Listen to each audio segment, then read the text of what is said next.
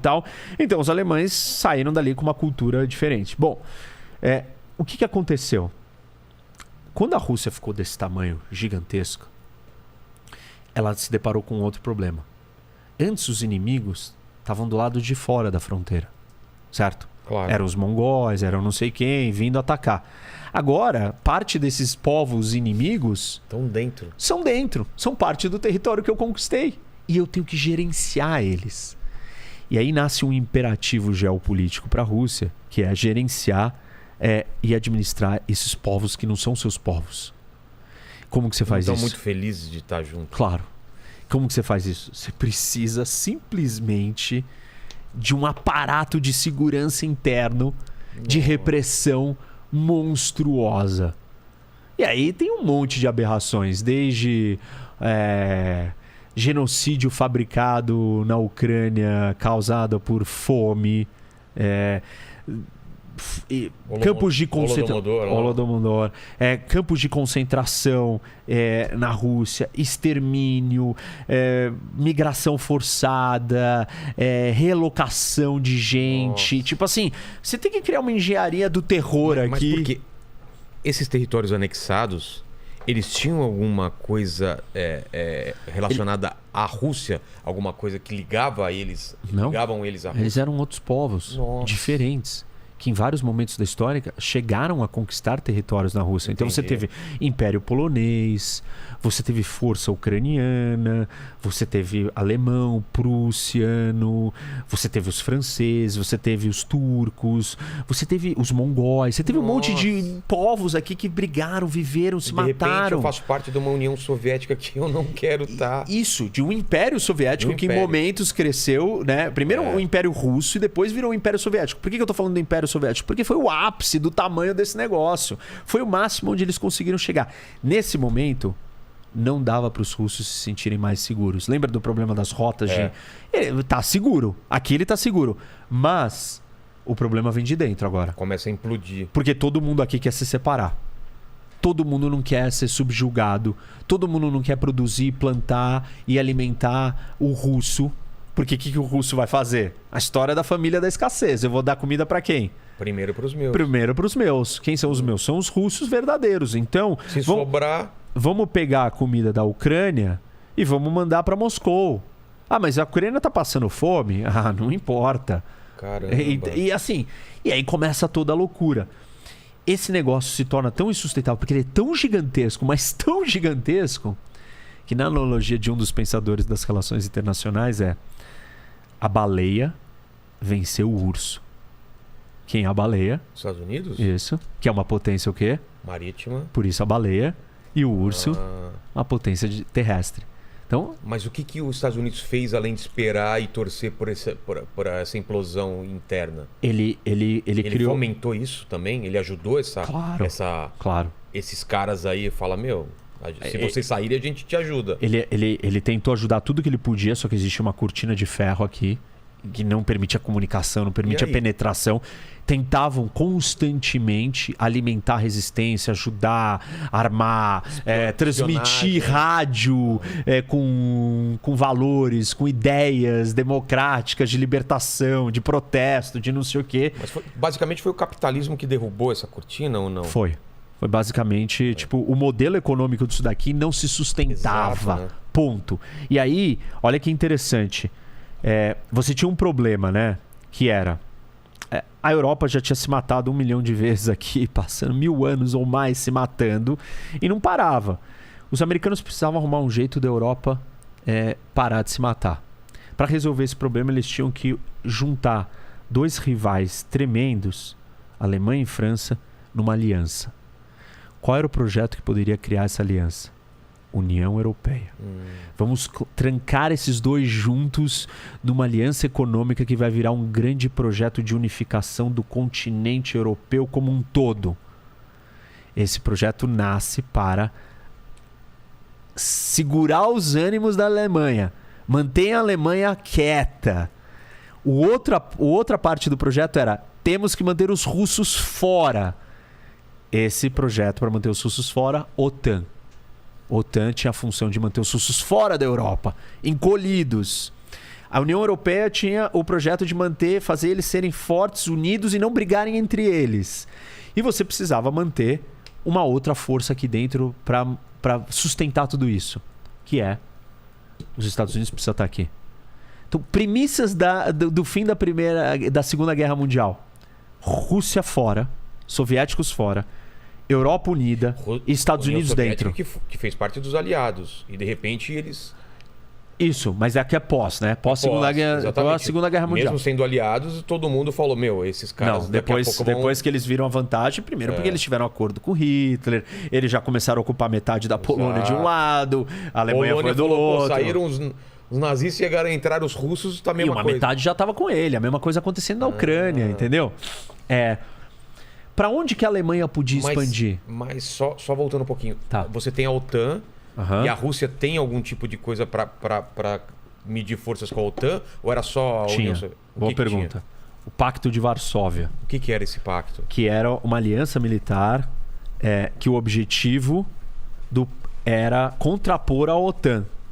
Então a União Soviética juntou toda essa turma aqui, todos esses territórios conquistados e colocou juntos numa grande aliança militar para contrapor a aliança da OTAN.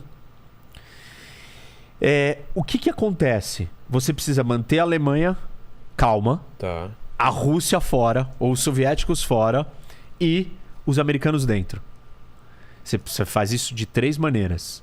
Você reconstrói a Europa, você cria a União Europeia e você cria a OTAN. Reconstruir a Europa significa que esse mercado vai ser pujante, vai ter dinheiro, vai comprar, vai ter que criar laços comerciais com os Estados Unidos. A União Europeia resolve a briga interna entre eles. E a OTAN une todo mundo para ter força suficiente para segurar esse território aqui que quer expandir, porque o tabuleiro está desenhado desse jeito, porque o mundo foi dado desse jeito. Todo mundo vendo isso. Isso. Então, esse era o plano. Mas e o medo deles, dos Estados Unidos... virar uma nova potência e subjugar eles, não existia? Não, porque os Estados Unidos estava salvando e ajudando eles. Financeiramente? Tava, plano Marshall. Reconstruir a Europa. Os europeus não tinham dinheiro para gastar com arma para entrar na OTAN. Eles estavam quebrados e destruídos. Os Estados Unidos falaram, deixa comigo. Isso, beleza, eu vou reconstruir vocês. Tá aí, toma. E outra coisa, não podia ascender mais ao poder... Nenhum nacionalista louco, fascista, falando, tá vendo, nós estamos destruídos pra guerra por causa dos outros, vamos matar todo mundo, é tudo culpa de todo mundo. Se você deixasse a situação econômica com esse cenário degradante, você ia facilitar certas ideias políticas prosperarem. Entendi. Então você precisou simplesmente dar um jeito dessas pessoas verem perspectiva de vida na democracia, na economia aberta. E aí os Estados Unidos começou a criar laços com ele. O Reino Unido a Inglaterra naturalmente já tinha um laço mais fechado com os Estados Unidos, então precisava convencer França e Alemanha. Isso, e o resto da Europa precisava prosperar, e o Reino Unido também estava quebrado e destruído.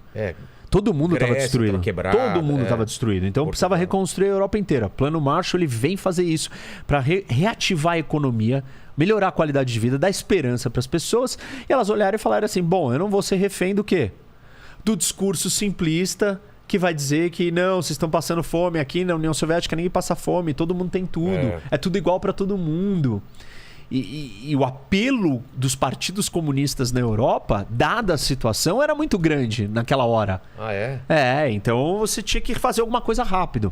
E a estratégia foi fazer isso. Tem um outro elemento que acontece na história aqui durante a guerra, que faz uma transição da potência marítima. As potências marítimas, elas mudam. A gente falou aqui, mas eu não expliquei como que isso aconteceu.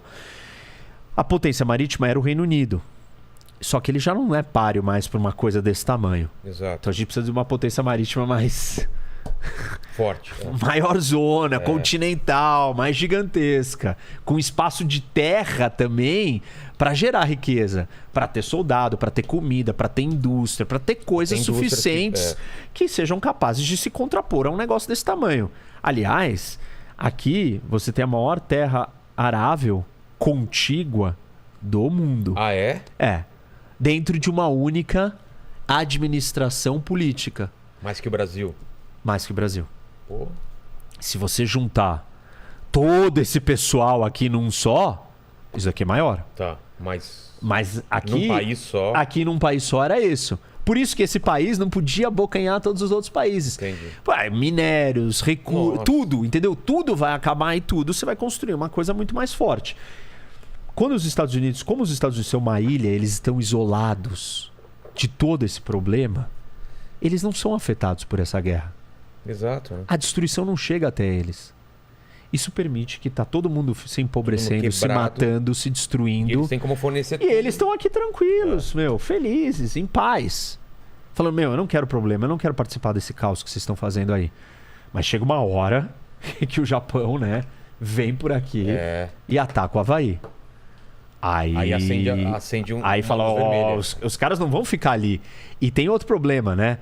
Se essas potências, naquele momento da Segunda Guerra, e eu não tô falando da Guerra Fria, se a potência alemã se juntasse com a Rússia, e se a Alemanha conquistasse a Europa inteira, era a mesma coisa que eu tava falando daqui, o Heartland de novo, a ilha muda de novo. E junto nisso, você tinha uma outra ilha adjacente, que é o Japão, parceira no projeto. Exato. Que já estava navegando e chegando no Havaí. Então os americanos falaram, não, isso não... O tabuleiro está mostrando que se eu não movimentar minhas peças agora, não vai dar mais para movimentar depois. E aí eles se movimentam. Quando eles se movimentam, eles chegam, e aí vem a Guerra Fria e tal, aí a gente volta para essa história. Mas na época da Segunda Guerra, quando eles decidem entrar na guerra, eles viram para os ingleses e falam assim, tá bom, eu vou entrar, mas eu quero o acesso a todas as suas bases navais. E aí os ingleses aceitam e fazem uma troca. Eles entregam o controle das principais bases navais espalhadas pelo mundo, porque esse é um ponto importante. Se você é uma potência marítima, como que você expande o seu poder? Bases. Você precisa de bases em lugares estratégicos. Se você é uma potência continental, como é que você expande? Em círculos concêntricos. Tá. Né? Ó. Entendi. Ó. Se você é uma base marítima, você precisa ter... Alguns pontos de abastecimento. Para que serve essas bases? Abastecimento, ilha, contato. Você precisa chegar nos lugares. Você não precisa dominar todos os lugares. Como é que Portugal colonizou o mundo inteiro? Ele não entrou dentro da Índia e dominou a Índia inteira. Chegou em Goa, chegou em Macau. Você só pega os pontos estratégicos, os estreitos e os lugares chaves. Então foi isso que eles fizeram, enfim. E isso muda. Tem uma transição da potência marítima, sai do Reino Unido e entra nos Estados Unidos. Tá. E aí sim a gente se depara com esse problema todo. A União Soviética começa a ficar muito grande, muito super estendida, impossível de gerenciar todo esse caos. As pessoas não querem mais viver naquilo ali. É insustentável e ela começa a ruir. Quando ela começa a ruir, ela começa a encolher. Conforme ela vai encolhendo, o que vai acontecendo? São dominós que vão caindo um a um? Isso, só que aí ela volta para aquela posição original dela de extrema vulnerabilidade e insegurança. Exato. Que é as rotas de acesso e invasão mais factíveis. Não tem mais ancoragem aqui. Perdeu a ancoragem desses países aqui. Perdeu tudo isso daqui. E aí os russos se sentem vulneráveis. Só que eles estão destruídos, anos 90, quebrado, não tem o que fazer, aceitam, baixam a cabeça e falam, tá bom. Só que aí ela começa a se reorganizar, o mundo vai mudando de figura, chega um líder no poder, o Putin. Qual é a diferença, por exemplo, do Gorbachev, que ele faz toda aquela mudança? Ele meio para apagar o incêndio. Isso, na verdade ele viu que a coisa ia ruir. E ele fala, eu preciso transformar isso a tempo.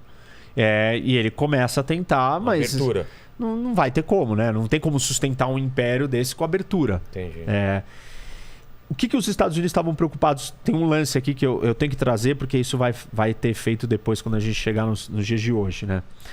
Os Estados Unidos estavam preocupados que essa expansão da Ilha Mundo abocanhasse esse território aqui também, que é a China, que era a maior população do mundo.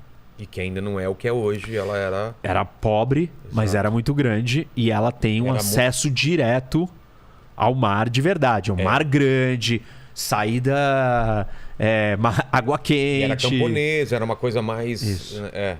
Aí o Nixon se aproxima da China e fala assim: não, venha ficar do nosso lado.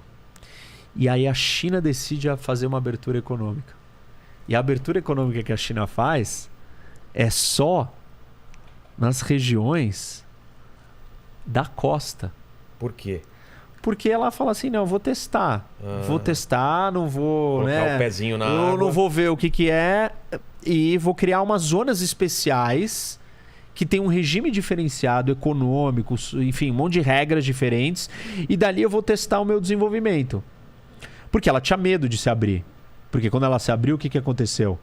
Vieram os portugueses, os ingleses, Hong Kong, Macau, dominaram, conquistaram Xangai e tal. E os chineses não queriam que isso acontecesse de novo.